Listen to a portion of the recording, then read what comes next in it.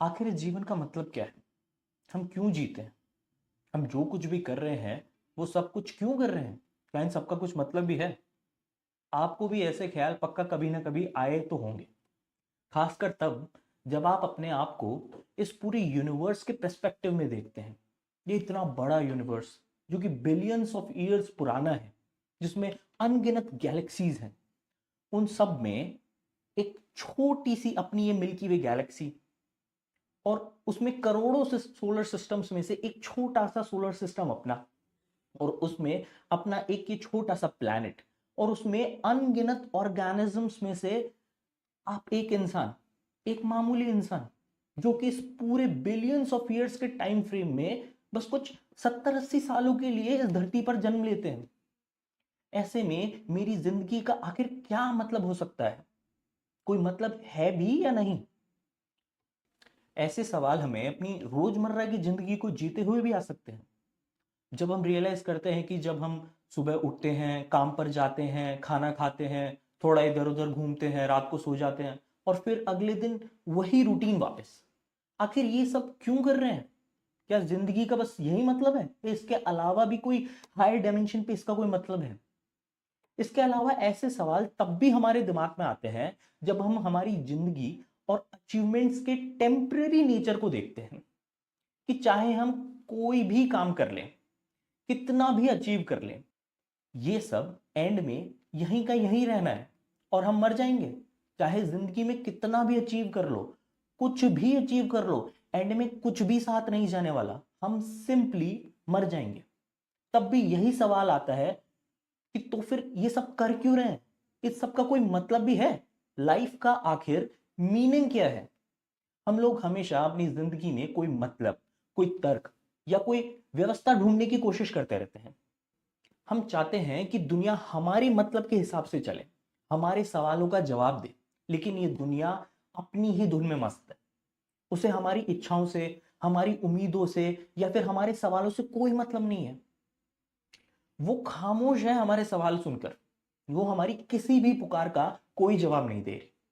और हमारी मतलब ढूंढने की ये जो प्यास है और दुनिया की जो खामोशी है, उसके बीच का ये जो तनाव है, हमारे मतलब ढूंढने की प्यास और दुनिया की रिप्लाई में जो खामोशी है, उसके बीच का ये जो तनाव है, यही अपसर्ड है, यही बेतुकापन है जो कोई मतलब नहीं बनाता। यही अपसर्ड की फिलॉसफी है।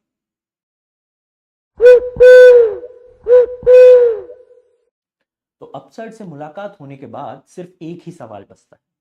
इस बेतुकेपन को समझने के बाद बस यही सवाल बचता है कि अगर जिंदगी का कोई मतलब है ही नहीं, तो क्या आत्महत्या कर ले? क्या आत्महत्या ही इकलौता ऑप्शन है? मतलब अगर जिंदगी सच में बेतुकी है, अगर इसका खुद का दिया हुआ पहले से कोई तयशुदा मतलब ही नहीं है, तो जीवन जीने का फायदा क्या है? ये जो आत्महत्या का सवाल है, यही इकलौता फिलोसॉफिकल सवाल बचता है। क्योंकि ये सवाल सीधे सीधे हमारी जिंदगी की कीमत, हमारे वजूद से जुड़ा हुआ है। अगर जिंदगी सच में अपसर्ड है, सच में ही बेतुकी है, तो क्यों ना इसे खत्म कर दिया जाए? क्यों ढोना इस बेमतलब के बोझ को? ये एक सवाल है जो किसी भी सोचने वाले इंसान के मन में आ सकता है। अगर आप में थोड़ा सा भी फिलोसॉफिकल टेम्परामेंट है, तो ये सवाल पक्का आपके मन में आ सकता है। खासकर तब जब आप अपनी जिंदगी की मुश्किलों और निराशाओं से घिरे हुए हो। अब यहां पर हमें इस बात पर ध्यान देना होगा कि आत्महत्या दो प्रकार की होती है। एक तो शारीरिक आत्महत्या, जिसमें आप अपने शरीर को नष्ट कर देते हैं। दूसरी और ज्यादा कॉमन वाली है फिलोसॉफिकल आत्महत्या या फिर दार्शनिक आत्महत्या, जिसे हम यूजुअली एस्केप या पलायन के रूप में देखते हैं। शारीरिक आत्महत्या जो है वो अपसर्ड का समाधान नहीं, बल्कि वो तो अपसर्ड की रियलिटी को एक्सेप्ट करने से इनकार करना है।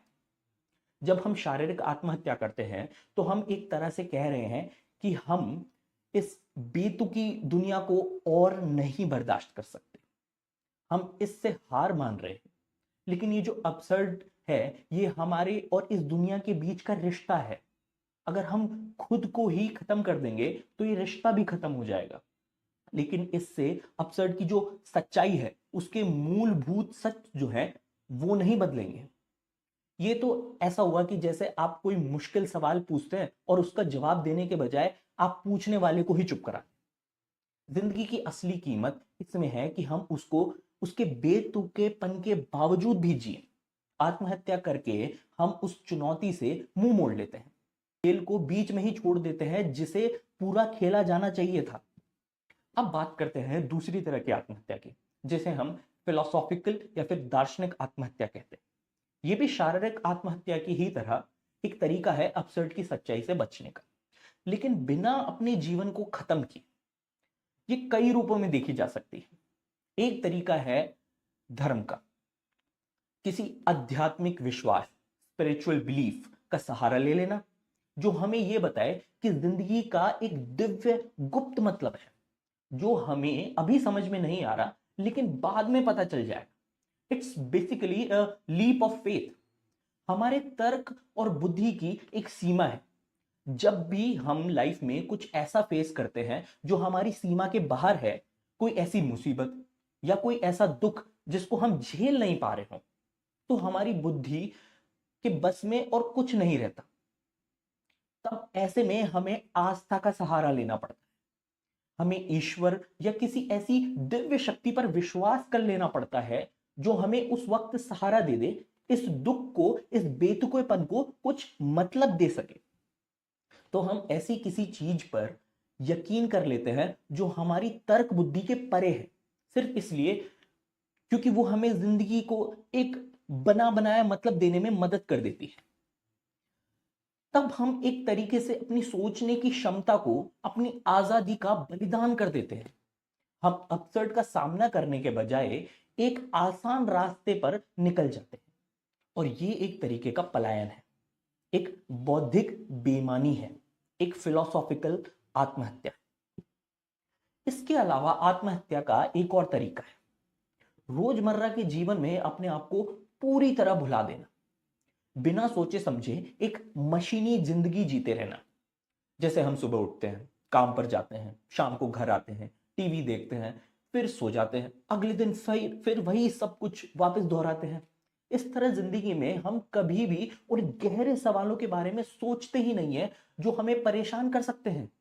हम अपनी चेतना को, अपनी जागरूकता को एक तरीके से सुला देते हैं। यह भी अपसर्ट से बचने का एक तरीका है।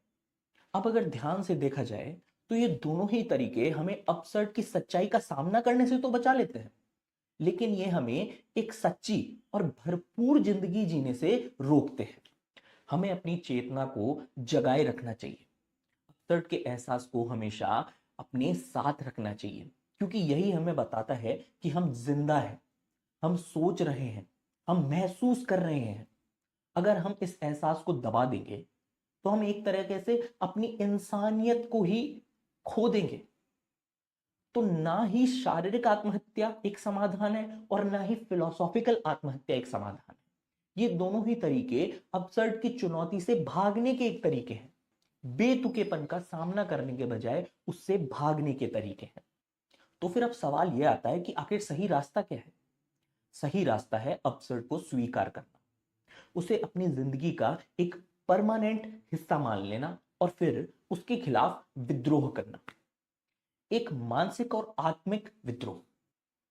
तो फिर सवाल अब यह है कि सही रास्ता क्या है? सही रास्ता है अपसर्ट को स्वीकार करना, इस बेतुकेपन को स्वीकार करना, उसे अपनी जिंदगी में एक परमानेंट हिस्सा मान लेना, फिर उसके खिलाफ एक विद्रोह करना, एक मानसिक और आत्मिक विद्रोह। यह विद्रोह है अपनी जिंदगी को, अपनी चेतना को और अपनी जिंदगी के हर पल को पूरी शिद्दत से जीने का। और ऐसे में अपसर्ट हमें निराश नहीं करता, बल्कि वो हमें एक तरह की ताकत देता है। वो हमें बताता है हमारे पास खोने को कुछ नहीं है और पाने के लिए पूरी जिंदगी है। अपसर्ट को स्वीकार करने के बाद हम किसी भी झूठी उम्मीद का सहारा लेना छोड़ देते हैं जो हमें यह कहे कि सब ठीक हो जाएगा, और इसके बजाय हम ये कहते हैं कि चाहे कुछ ठीक हो या ना हो, मैं अपनी जिंदगी पूरी शिद्दत से जीऊंगा। हम निराशा से बचने के लिए किसी झूठी उम्मीद का सहारा लेने के बजाय निराशा के होते हुए भी जीवन की सच्चाई को पूरी तरह स्वीकार करते हैं और उसका खुलकर सामना करते हैं। अब इस अपसर्ड की फिलॉसफी को और अच्छे से समझने के लिए हम सिसिफस की कहानी देखेंगे। सिसिफस एंशिएंट ग्रीक कहानियों के अनुसार कोरिंथ का राजा था। बहुत चालाक और बहुत ही कपटी राजा था। यहां तक कि उसने कई बार देवी देवताओं को भी धोखा दे रखा था। एक बार ज्यूस ने सिसिफस से नाराज होकर मौत के देवता थैनेटोस को आदेश दिया कि वो पाताल में उसे चेन से बांधकर बंदी बना ले। लेकिन सिसिफस इतनी आसानी से फंसने वाला नहीं था। उसने थैनेटोस को कहा कि चेन कैसे बनती है, आप एक बार बांध कर दिखाओ, मुझे नहीं आता। और जैसे ही थैनेटोस ने चेन बांध कर दिखाई, सिसिफस ने उसे ही बंदी बना लिया। ऐसे में थैनेटोस के कैद हो जाने से लोग मरना ही बंद हो गए और फाइनली एडीज को आकर उसे अपनी चेन से छुड़ाना पड़ा। एक बार बीमारी से जब सिसिफस की मरने का समय आ गया था, तो उसने अपनी बीवी को कहा कि मेरी बॉडी को जलाना या दफनाना मत, बल्कि स्टाइक्स रिवर में बहा देना, जो कि सीधे पाताल लोक में जाती है। वहां पहुंचकर उसकी मुलाकात हुई पाताल लोक की महारानी परसेफोन से। उससे मिलकर सिसिफस ने शिकायत करी कि उसकी बीवी ने उसका फ्यूनरल ही नहीं किया, उसकी डेड बॉडी को ऐसे ट्रीट करके उसका अपमान किया है, और उससे रिक्वेस्ट करी कि अगर वो उसे एक बार वापस जाने दे तो वो अपना बदला लेकर वापस आ जाएगा। परसेफोन उसकी बातों में आ गई और उसे वापस जाने दिया। लेकिन सिसिफस लौट कर वापस नहीं आया और इस तरह उसने एक बार फिर से मौत को चकमा दे दिया। दो बार देवताओं को धोखा मिलने के बाद अब ज्यूस बहुत गुस्सा हुआ और उसने आदेश दिया कि उसे लाया जाए, बंदी बनाकर रखा जाए और उसे अंत काल तक एक बड़े से पत्थर को पहाड़ पर ऊपर चढ़ाने की सजा दी गई। तो सुबह से लेकर शाम तक सिसिफस उस पत्थर को ऊपर चढ़ा था। लेकिन जैसे ही वो पत्थर को चोटी के पास पहुंचा था, पत्थर उसके हाथ से छूटकर वापस घाटी में लुढ़क जाता और फिर सिसिफस को नीचे उतर कर उसी पत्थर को दोबारा ऊपर ले जाने का निरर्थक प्रयास शुरू करना पड़ता। यह सिलसिला अनंत काल तक चलना था। वही पत्थर, वही पहाड़, वही अंतहीन मेहनत और वही निराशाजनक परिणाम। हर बार जब पत्थर नीचे गिरता, सिसिफस की सारी मेहनत बेकार हो जाती। एक ऐसी सजा थी जिसमें कोई उम्मीद नहीं थी, कोई मकसद नहीं था, सिर्फ एक बेमतलब का दोहराव वाला काम था। और देवताओं ने स्पेसिफिकली ये सजा इसलिए चुनी थी क्योंकि वो ये मानते थे कि एक निरर्थक और निराशामय काम से बड़ी सजा और कोई नहीं हो सकती। एक बार सोचिए उस सिसिफस के बारे में। उसका चेहरा तनाव से भरा हुआ है, उसका शरीर पसीने से लथपथ है। वो अपनी पूरी ताकत उस पत्थर को धकेलने में लगा रहा है। उसका कंधा पत्थर के बोझ से दबा हुआ है, उसके पैर जमीन में धंस रहे हैं और जब वो अपनी मंजिल के करीब पहुंचता है, पत्थर फिर से लुढ़क कर नीचे पहुंच जाता है और फिर वो थका हारा निराश धीरे धीरे पहाड़ से नीचे उतरता है, उसी पत्थर की ओर जो उसका अनंत तक साथी बन चुका है। अब अगर आप सिसिफस की जिंदगी को ध्यान से देखें तो आप पाएंगे कि हमारी जिंदगी भी काफी हद तक सिसिफस की जिंदगी की तरह ही है। हम भी अपनी जिंदगी का पत्थर किसी ना किसी पहाड़ पर चढ़ाने की कोशिश कर रहे हैं। कभी करियर का पहाड़, कभी रिश्तों का पहाड़, कभी सपनों का पहाड़। और अक्सर हमें लगता है कि जैसे ही हम मंजिल के करीब पहुंचते हैं, सब कुछ बिखर जाता है, सब कुछ हाथ से निकल जाता है और हमें शुरुआत करनी पड़ती है फिर से। हमारी अपनी जिंदगी भी कई बार दोहराव भरी, निरर्थक सी लगती है।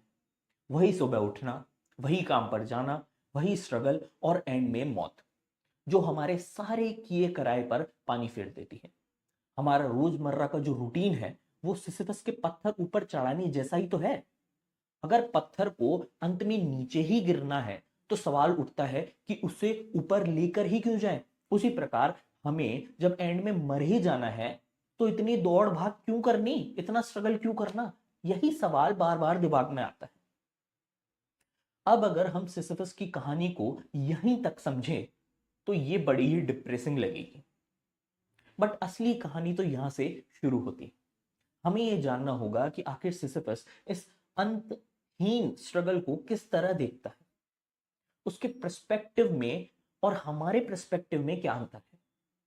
उसका जो पर्सपेक्टिव है इस पूरे स्ट्रगल को लेकर, वही उसे हमारा अब्सर्ड हीरो बना लेता है। सिसिफस अब्सर्ड हीरो इसलिए है क्योंकि वो अपनी नियति को जानता है। वो जानता है कि उसका काम मीनिंगलेस है। वो जानता है कि पत्थर हर बार नीचे गिरेगा, लेकिन वो फिर भी हार नहीं मानता। वो हर बार नीचे उतरता है और उस पत्थर को फिर से उठाने की कोशिश करता है। वो अपनी सजा से भागता नहीं है। वो देवताओं से रहम की भीख नहीं मांगता। वो अपनी सच्चाई को, अपनी नियति को पूरी चेतना के साथ स्वीकार करता है और इस तरह अपनी नियति को पूरी तरह जान के, उसे समझकर और उसे पूर्णतः स्वीकार करके वो अपनी नियति का मालिक बन जाता है। सिसिफस अपनी सजा से भी बड़ा हो जाता है। ऐसे में हमें सिसिफस को खुशहाल कल्पना करना चाहिए। One must imagine Sisyphus to be happy. इसी कल्पना के साथ मन में ये सवाल भी आता है कि ऐसे में कोई इंसान खुश कैसे हो सकता है। इस पर हमें यह ध्यान में रखना चाहिए कि सिसिफस की खुशी इस बात में है कि वो अपनी नियति से वाकिफ है और उसने उसे अपना लिया है। उसकी खुशी इस बात में है कि देवताओं के दिए हुए श्राप को वो अपनी मर्जी से जी रहा है। वो पत्थर उसका है, वो पहाड़ उसका है, वो संघर्ष भी उसी का है। वो जानता है कि वो उस पत्थर को कभी भी उस चोटी पर नहीं पहुंचा पाएगा, फिर भी वो कोशिश करता है। कि कोशिश ही उसका विद्रोह है। यह कोशिश ही उसकी आजादी है। यह कोशिश ही उसका जुनून है। उसका मतलब मंजिल पर पहुंचना नहीं, बल्कि उस रास्ते पर चलना है। जब हम जिंदगी के बेतुकेपन को स्वीकार कर लेते हैं, तो उससे हमारी जिंदगी खत्म नहीं होती, बल्कि एक नई तरीके से शुरू हो जाती है। जब भी कोई जिंदगी के बेतुकेपन, अब्सर्ड को पूरी तरह स्वीकार कर लेता है, तो उसके जीवन में सिसिफस की तरह तीन चीजें आती हैं। वो तीन चीजें हैं विद्रोह, स्वतंत्रता और जुनून। यहां विद्रोह से मेरा मतलब किसी पॉलिटिकल रिवॉल्यूशन या वायलेंट रेजिस्टेंस से नहीं है। यहां विद्रोह एक सतत मानसिक और आत्मिक अवस्था है। ये विद्रोह है अपसर्ड के खिलाफ, जो हमें लगातार हमारी सीमाओं का, हमारी नश्वरता का और दुनिया की खामोशी का एहसास कराता है। यह विद्रोह है अपनी मानवीय गरिमा को बनाए रखने का, अपनी चेतना को जगाए रखने का। यह विद्रोह है कहने का कि हाँ, मैं जानता हूं कि मेरी जिंदगी बेतुकी है। मैं जानता हूं कि मेरा अंत निश्चित है। मैं जानता हूं कि दुनिया मेरी परवाह नहीं करती, लेकिन फिर भी मैं जीऊंगा। मैं हार नहीं मानूंगा। मैं अपनी शर्तों पर जीऊंगा। सिसिफस का विद्रोह इसी में है कि वो हर बार उस पत्थर को उठाता है और ये जानते हुए भी कि वो पत्थर फिर गिरेगा, वो अपनी कोशिश नहीं छोड़ता। वो जब भी उस पत्थर को धकेलता है, वो देवताओं के दिए हुए श्राप का, उस बेतुकी नियति का मजाक उड़ा रहा होता है। ये एक निरंतर टकराव है इंसान और उसकी नियति के बीच। इसी टकराव में, इसी विद्रोह में इंसान अपनी महानता पाता है। ये विद्रोह हमें अपनी जिंदगी से भागने नहीं देता, बल्कि जिंदगी को और ज्यादा कसकर पकड़ने के लिए प्रेरित करता है। और यही विद्रोह हम अपनी जिंदगी में ला सकते हैं, अपनी चेतना को और अपनी जागरूकता को हमेशा जगाए रखकर। हमें कभी भी उस अपसर्ड के एहसास को भुलाना नहीं है, जो हमें दुनिया की अजनबियत और हमारी अपनी सीमाओं का बोध कराता है। अगर हम इस एहसास को भूल जाएंगे, अगर हम किसी झूठी तसल्ली या आरामदेह भ्रम में खो जाएंगे, तो हम विद्रोह करना बंद कर देंगे और हम उसी मशीनी जिंदगी में लौट जाएंगे जिससे अपसर्ड हमें बाहर निकालना चाहता है। तो पहला कदम है जागरूक रहना, सचेत रहना और अपनी आंखों को खुला रखना। हमें दुनिया को वैसा ही देखना है जैसी वो है, रहस्यमयी, उदासीन और अक्सर हमारी समझ के परे। ये जागरूकता ही हमारे विद्रोह का आधार है। जब हम जागरूक होते हैं, तभी हम चुनौती दे सकते हैं, तभी हम अपने रास्ते खुद चुन सकते हैं। रोजमर्रा की जिंदगी में विद्रोह करने का मतलब है अपने मानवीय गरिमा को बनाए रखना। चाहे परिस्थितियां कितनी भी प्रतिकूल क्यों ना हो। जब हमें लगता है कि हमारे साथ अन्याय हो रहा है, या जब हमें लगता है कि हमारी इंसानियत को कुचला जा रहा है, तो चुपचाप ना रहना और आवाज उठाना, यह भी एक प्रकार का विद्रोह है। ये जरूरी नहीं है कि हमारी आवाज हमेशा सुनी जाए और हमेशा हमारी जीत ही हो, लेकिन अपनी बात कहना और अपने मूल्यों पर टिके रहना, ये अपने आप में एक जीत है। असली विद्रोही वही है जो मुश्किलों की वजह से और ज्यादा ताकत से लड़े, जो हर चुनौती को एक अवसर के रूप में देखे। जब जिंदगी का पहले से कोई मतलब नहीं है, तो ये बात हमें डरा सकती है, हमें खालीपन का एहसास करा सकती है, लेकिन इसके साथ में ये हमें एक अद्भुत अवसर भी देती है। अवसर अपनी जिंदगी को अपने हाथों से गढ़ने का, अवसर अपनी पसंद, अपनी मूल्यों, अपनी इच्छाओं के आधार पर अपनी जिंदगी को एक दिशा देने का। विद्रोह के बाद दूसरी चीज जो हमारे जीवन में अपसर्ड को स्वीकार करने से आती है, वो है स्वतंत्रता, इंडिपेंडेंस। अब आप सोचेंगे कि जब हमारी जिंदगी पहले से ही तय है, जब हम मौत से बच ही नहीं सकते और ये दुनिया हमारी सुनती ही नहीं है, तो हम आजाद कैसे हुए? एक्चुअली यहां स्वतंत्रता की जो धारणा है वो थोड़ी अलग है। यहां हम उस स्वतंत्रता की बात नहीं कर रहे जो हमें हर चीज करने की छूट दे देती है, बल्कि यहां इन एक गहरी आंतरिक स्वतंत्रता की बात कर रहे हैं। जब हम ये मान लेते हैं कि जिंदगी का पहले से कोई तयशुदा मतलब नहीं है, जिंदगी बेतुकी है, अपसर्ड है, तो हम एक तरह से आजाद हो जाते हैं जिंदगी को खुद का मतलब देने के लिए, अपने मूल्य खुद बनाने के लिए, अपने नियम खुद बनाने के लिए, अपनी जिंदगी को अपनी मर्जी से दिशा देने के लिए। अपसर्ड को स्वीकार करने के बाद एक इंसान सबसे ज्यादा आजाद होता है, क्योंकि उसे फ्यूचर से कोई उम्मीद नहीं है, उसे अगले जन्म का कोई डर नहीं है। वो जानता है उसके पास सिर्फ यही एक जिंदगी है और इसी में उसे जो करना है वो करना है। वो ना किसी भगवान के प्रति जवाबदेह है, ना किसी समाज के बनाए हुए खोखले नियमों के प्रति, और ना ही इस झूठे मूठे ढांचे के प्रति। उसकी एकमात्र जिम्मेदारी अपने प्रति है, अपनी चेतना के प्रति, अपने विद्रोह के प्रति।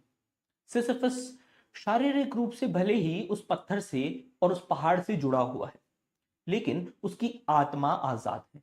वो आजाद है उस पत्थर को नफरत करने के लिए या प्यार करने के लिए।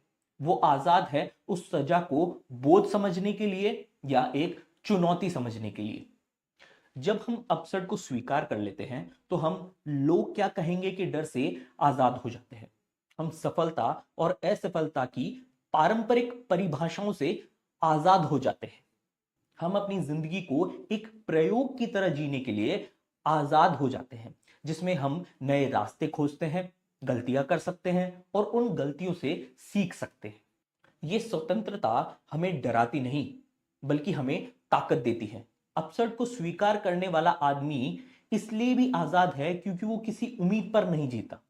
वो ये उम्मीद नहीं रखता कि भविष्य में सब ठीक हो जाएगा या मरने के बाद उसे स्वर्ग मिलेगा। उसकी सारी उम्मीदें इसी जिंदगी से, इसी पल से जुड़ी हुई हैं। और जब कोई फ्यूचर की उम्मीद से आजाद हो जाता है, तो वो अपने प्रेजेंट को पूरी तरह जी पाता है। वो हर पल का, हर अनुभव का पूरा रस ले पाता है। ये स्वतंत्रता हमें उन चीजों से भी आजाद कर देती है जिन्हें हम अक्सर अपनी जिंदगी में आधार मानकर चलते हैं, जैसे कि सफलता, कामयाबी, शोहरत, पैसा, एक्सेट्रा। वो जानता है कि ये सब चीजें अस्थायी हैं, नश्वर हैं, इनका कोई शाश्वत मूल्य नहीं है। इसलिए वो इनके पीछे पागलों की तरह नहीं भागता। वो इन्हें हासिल करने की कोशिश कर सकता है, लेकिन वो इनकी गुलामी कभी नहीं करता। उसकी खुशी इन चीजों पर डिपेंड नहीं करती। वो अपनी खुशी अंदर ढूंढता है, अपने जीने के तरीके में, अपने अनुभव में। तीसरी चीज जो हमें अपसर्ड को स्वीकार करने से मिलती है, वो है जुनून, पैशन। जब हमें पता है कि हमारे पास सिर्फ यही एक जिंदगी है और इसका पहले से कोई तयशुदा मतलब नहीं है, तो हम हर पल को, हर अनुभव को पूरी शिद्दत के साथ जीते हैं। जैसा कि महान दार्शनिक कन्फ्यूशियस ने कहा है, हम दो जिंदगी जीते हैं और हमारी दूसरी जिंदगी तब शुरू होती है जब हमें यह समझ में आ जाता है कि हम सिर्फ एक बार जीते हैं। जब हमारी जिंदगी में पैशन होता है तो हम जिंदगी को टालते नहीं हैं, हम उसे कल पर नहीं छोड़ते। हम हर चीज को आजमाना चाहते हैं, हम हर भाव को महसूस करना चाहते हैं, हर रिश्ते को जीना चाहते हैं, उस हर चीज को पूरे होश और उत्साह से करना चाहते हैं जिसके बारे में हमने सोचा है। चाहे वो प्यार हो, काम हो, कला हो या कोई शौक। सिसिफस के जुनून को, उसके उत्साह को हम उसके अथक प्रयास में देखते हैं। हर बार जब वो पत्थर को उठाता है, वो अपने पूरे वजूद को उस काम में झोंक देता है। वो उस संघर्ष को, उस मेहनत को पूरी तीव्रता के साथ करता है और इसी में उसे एक तरह का सुकून मिलता है। जो इंसान अपसर्ड को स्वीकार कर लेता है, वो चाहे गम हो, प्यार हो, नफरत हो या कोई भी इमोशन, वो उसे पूरी गहराई के साथ फील करना चाहता है। ऐसे में अगर हम किसी चीज के प्रति पूरी तरह समर्पित हो जाते हैं, जब हम उसमें अपना सब कुछ झोंक देते हैं और रिजल्ट की परवाह नहीं करते, तो वो कोशिश ही अपने आप में इनाम बन जाती है। वो स्ट्रगल ही हमारा दिल पूरी तरह भरने के लिए काफी होता है। यही जुनून की ताकत है। ये जुनून हमें अपने रिश्तों में भी और गहराई और सच्चाई लाने में मदद करता है। जब हम जानते हैं कि हमारे पास और हमारे प्रियजनों के पास सीमित समय है, तो हम हर रिश्ते को ज्यादा गंभीरता और ज्यादा प्यार से निभाते हैं। हम छोटी छोटी बातों पर झगड़ना या मनमुटाव रखना बंद कर देते हैं और हर साथ में बिताए गए पल को कीमती मानते हैं। जुनून का यहां मतलब यह भी है कि हम अपनी भावनाओं को, चाहे वो सुखद हो या दुखद, पूरी तरह से महसूस करते हैं, उन्हें दबाते नहीं हैं। अगर हमें दुख हो रहा है तो हम दिल खोल के रोते हैं। अगर हमें गुस्सा आ रहा होता है तो हम अच्छी तरह व्यक्त करते हैं। अगर हमें खुशी हो रही होती है तो पूरे दिल से हंसते हैं। अपनी भावनाओं के प्रति सच्चा रहना भी जुनून का ही एक हिस्सा है। ये हमें यह भी बताता है कि जिंदगी का असली मतलब मंजिल पर पहुंचने मात्र से नहीं है, बल्कि उस सफर का भरपूर आनंद लेने में है। अब्सर्डिटी को स्वीकार करने के बाद और विद्रोह, स्वतंत्रता और जुनून को अपने जीवन में अपनाने से जो हमारे जीवन में खुशी आएगी, वो कोई बाहरी या क्षणिक खुशी नहीं होगी जो हमें बाहरी चीजों से मिलती है, जैसे कोई नई गाड़ी खरीदना या कोई एग्जाम पास कर लेना। बल्कि ये खुशी एक गहरी, आंतरिक और बहुत ही गंभीर खुशी है जो हमारी अपनी चेतना से, हमारे अपने नजरिए से पैदा होती है। ये वो खुशी है जो बाहरी परिस्थितियों पर निर्भर नहीं करती कि जब सब अच्छा चल रहा है तो आप खुश हैं और कोई छोटी मोटी प्रॉब्लम आ गई तो टेंशन ले ली। बल्कि ये खुशी बाहरी परिस्थितियों के इर्रिस्पेक्टिव बनी रहती है। ये खुशी किसी जीत की खुशी नहीं है, बल्कि लड़ने की खुशी है। हम सब भी अपनी जिंदगी के पत्थर को किसी न किसी पहाड़ पर चढ़ा रहे हैं। हमारे भी अपने संघर्ष हैं, अपनी निराशाएं हैं, अपने बेतुकेपन के पल हैं। पर जिस तरह सिसिफस खुश है, हम भी इन सब के बीच खुश रह सकते हैं। अगर हम भी सिसिफस की तरह अपनी चेतना को जगाए रखें, अपनी जिंदगी के बेतुकेपन को पहचानें और स्वीकार करें, और फिर उनके खिलाफ विद्रोह करें, अपनी स्वतंत्रता का इस्तेमाल करें और जुनून के साथ जिएं, तो हम भी अपनी जिंदगी को एक गहरी और स्थायी खुशी दे सकते हैं। हमें यह समझना होगा कि खुशी का मतलब दुखों का अंत नहीं है। दुख और मुश्किलें तो जिंदगी का हिस्सा है, वो हमेशा रहेंगी। खुशी का मतलब है उन दुखों और मुश्किलों के बावजूद जीना, मुस्कुराना और अपनी जिंदगी को प्यार करना। खुशी का मतलब है अपने हर पल को कीमती समझना, अपने हर अनुभव को गले लगाना और हर सांस के लिए आभारी होना। हमें किसी बड़े चमत्कार या किसी महान उद्देश्य का इंतजार नहीं करना। हमें बस अपनी जिंदगी को जैसी वो है वैसे ही स्वीकार करना है और उसे पूरी ईमानदारी और शिद्दत से जीना है। सिसिफस की मुस्कान हमें यही सिखाती है। वो हमें बताती है कि हम अपनी नियति के शिकार नहीं हैं, बल्कि हम उसके निर्माता हो सकते हैं। हम अपने दुखों को अपनी ताकत में बदल सकते हैं। हम अपनी सीमाओं को अपनी आजादी का जरिया बना सकते हैं। और जब हम ऐसा करते हैं तो हमें भी सिसिफस की तरह एक गहरी, शांत और विजय मुस्कान मिलती है। ये मुस्कान जो कहती है कि मैंने जिंदगी जी है, अपनी शर्तों पर जी है, और यही मेरी जीत है।